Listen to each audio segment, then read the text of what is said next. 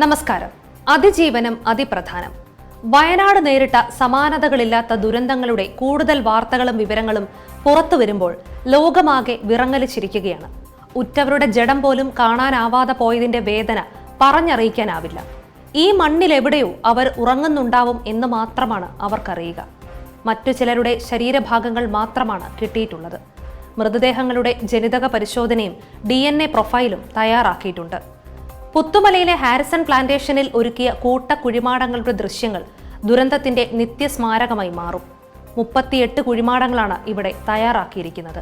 ഇതിൽ 8 മൃതദേഹങ്ങൾ ഇന്നലെ മറവ് ചെയ്തു. സർവമത പ്രാർത്ഥനയോടെയാണ് സംസ്കാരം നടത്തിയത്. വയനാട്ടിലെ വിവിധ പൊതു ശ്മശാനങ്ങളിൽ മൃതദേഹങ്ങൾ മറവ് ചെയ്യാനുള്ള ക്രമീകരണങ്ങൾ ഒരുക്കിയിരുന്നു. മരണസംഖ്യ 400 കടന്നിരിക്കുന്നു.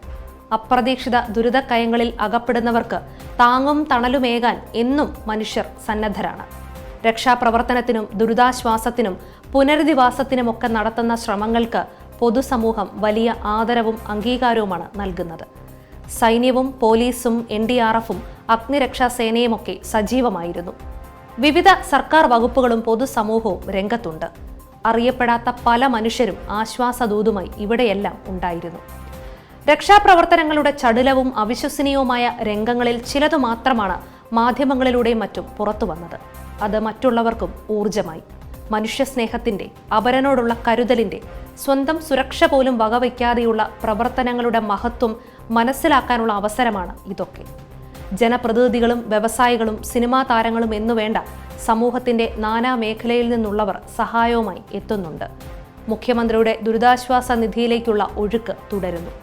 ഇതുമായി ബന്ധപ്പെട്ട സംശയങ്ങളും പരാതികളും പരിശോധിക്കാൻ ധനകാര്യ വകുപ്പിൽ പ്രത്യേക സെൽ രൂപീകരിച്ചിട്ടുണ്ട്. ദുരന്തത്തിന്റെ വ്യാപ്തിയും മരണസംഖ്യയും കണക്കിലെടുക്കുമ്പോൾ ഇനിയുമേറെ ചെയ്യാനുണ്ടെന്ന വസ്തുത അവശേഷിക്കുന്നു. ദുരന്തത്തിൽ മാതാപിതാക്കളെയും ബന്ധുക്കളെയും നഷ്ടപ്പെട്ട കുട്ടികളുടെ പുനരധിവാസവും പ്രധാനമാണ്. പ്രകൃതി ദുരന്തങ്ങളിൽ അനാഥരാകുന്ന കുട്ടികളുടെ സുരക്ഷ ഉറപ്പുവരുത്താനാണ് 2015 കേന്ദ്ര സർക്കാർ ഭേദഗതി ചെയ്ത ദത്തെടുക്കൽ നിയമം. പ്രായപൂർത്തിയായ കുട്ടികളുടെ നിയമപരമായ സംരക്ഷണത്തിനുള്ള ഫോസ്റ്റർ കെയർ സംവിധാനവുമുണ്ട്. ഇതൊക്കെ കൃത്യമായി പാലിച്ചുകൊണ്ട് കുട്ടികളുടെ ഭാവി സംരക്ഷിക്കപ്പെടണം. സ്ഥിതിവിവര കണക്കുകൾ ശേഖരിക്കുന്നതിന് നിലവിലുള്ള സംവിധാനങ്ങളുടെ കൃത്യത കൂടുതൽ ഉറപ്പുവരുത്തണം. പല ദുരന്ത മുഖങ്ങളിലും സംഭവിക്കാറുള്ളതുപോലെ ഇപ്പോഴത്തെ ആവേശം കെട്ടടങ്ങാൻ അനുവദിക്കരുത്. ഏത് ദുരന്തത്തെയും അതിജീവിക്കുന്നതിനൊപ്പം ഇരകളായി അവശേഷിക്കുന്നവരുടെ അതിജീവനം ഉറപ്പുവരുത്തേണ്ടതും ആവശ്യമാണ്.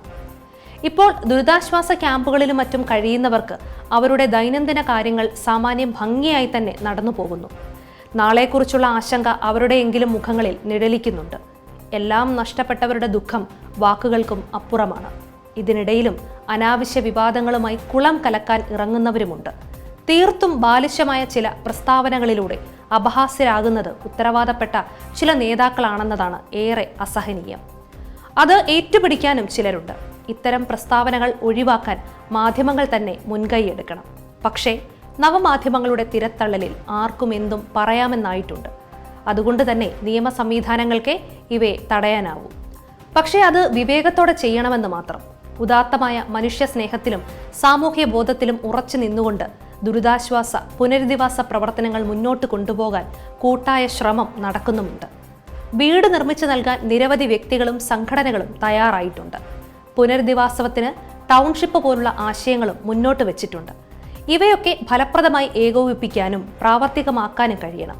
ദുരന്ത മേഖലയിൽ മനുഷ്യർക്ക് കൂട്ടും സംരക്ഷണവുമായ മൃഗങ്ങളെക്കുറിച്ചുള്ള വാർത്തകളും മനുഷ്യന് പാഠമാണ്. ഉടമയെ തേടി നടക്കുന്ന നായ്ക്കൾ, ആക്രമണ പ്രവണത കാണിക്കാതെ കടന്നു പോകുന്ന കാട്ടുമൃഗങ്ങൾ എന്നിവയൊക്കെ ഇവിടെയും കാണാനായി. ചൂരൽമലയിലെ കുത്തൊഴുക്കിൽ നിന്നും രക്ഷപ്പെടാൻ കാട്ടിലേക്ക് കടന്ന കുടുംബത്തിന് കാവലായി നിന്ന ആനക്കൂട്ടത്തിന്റെ കഥയും അതിലൊന്നാണ്. ആക്രമിക്കാൻ വരുന്നവരെയും നിസ്സഹായരായി നിൽക്കുന്നവരെയും തിരിച്ചറിയാനുള്ള കഴിവ് ആനകൾക്കുണ്ടെന്നാണ് ചില വിദഗ്ധർ ഇതിന് നൽകുന്ന വിശദീകരണം. ആനയുടെ ഈ സാമൂഹ്യ ബോധമെങ്കിലും എല്ലാ മനുഷ്യരിലും ഉണ്ടാകണം. കാരണം മനുഷ്യൻ തന്നെയാണ് വിശേഷ ബുദ്ധിയുള്ള ഉത്കൃഷ്ട ജീവി. നമസ്കാരം.